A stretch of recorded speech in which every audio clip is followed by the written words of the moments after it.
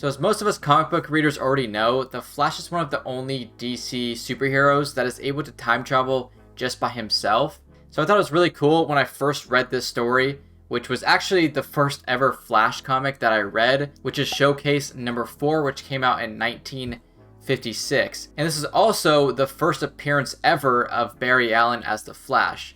If you know, Jay Garrick was the Flash before, but they never really explored the lengths of the Flash's powers like Barry Allen did, and then later Wally West. Because in the first ever appearance of Barry Allen, they just decide that they're going to do time travel. So in the story, we're introduced to a character that, to my knowledge, never actually shows up again in any other comic, named Mazden or Mazden. I don't really know how you pronounce it. But pretty much what happens is Central City is hit with a number of strange different crimes where a bunch of items just vanish from people's possessions.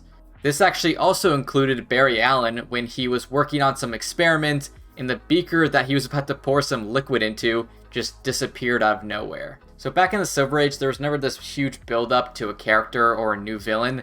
They kind of just jumped straight into it.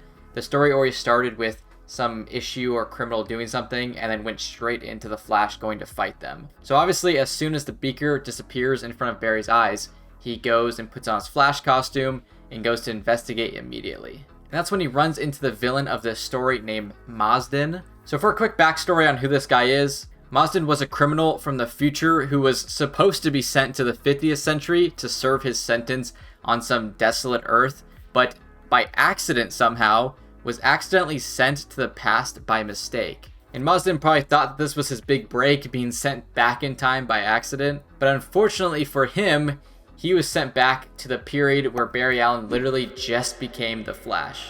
So during their first encounter, Mazden is able to fight off the Flash by shooting these rings that were apparently super hot. Barry is obviously able to just spin around at high speeds, cooling the rings off, but in doing so, he let Mazden get away. And a couple pages later, we learn why Mazden was stealing all these random objects and how he was doing it. So it turns out he uses some magnetic rod to steal the objects he needed, and he needed those objects to repair his time capsule so he could propel himself back to the future. Now, it's not really specified where in the future he was going to go, because if he went back to where he came from, they would just arrest him again. But I guess any place would be better than where the Flash is. But after stealing all these objects, he still needed to steal gold in order to strengthen the capsule's shielding metal. So the obvious place where he goes to get this gold is the bank.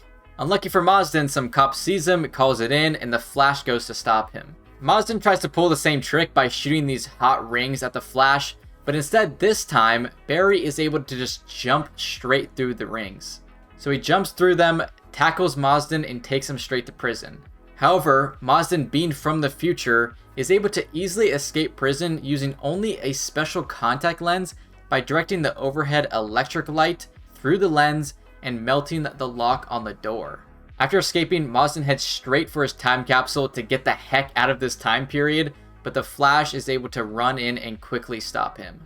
Mazden tries to explain his backstory to the Flash so that Barry will let him return to his own time period, but obviously Barry has no way of knowing if he's going to go back to his own time period or just some other time.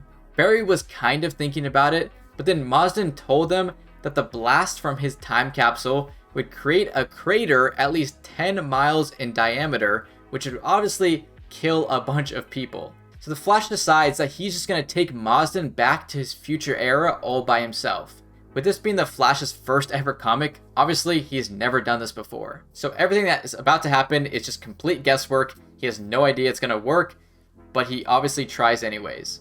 So he takes Mazden to some racetrack and just begins running as fast as he can. And nearing the speed of light, the Flash is able to pass through the mist of time and break through the time barrier. I have no idea how he knew that it was called the mist of time, or how any of this was gonna work, but it ends up working. He's able to time travel to Mazden's exact era and is able to hand him over to the authorities. So this is one of the only times that Barry is actually able to time travel this precisely just by himself. If you're familiar, in the future comics, he has to build something called the Cosmic Treadmill, which allows him to time travel with pinpoint accuracy, whereas if he didn't use it, he might get lost in time and space.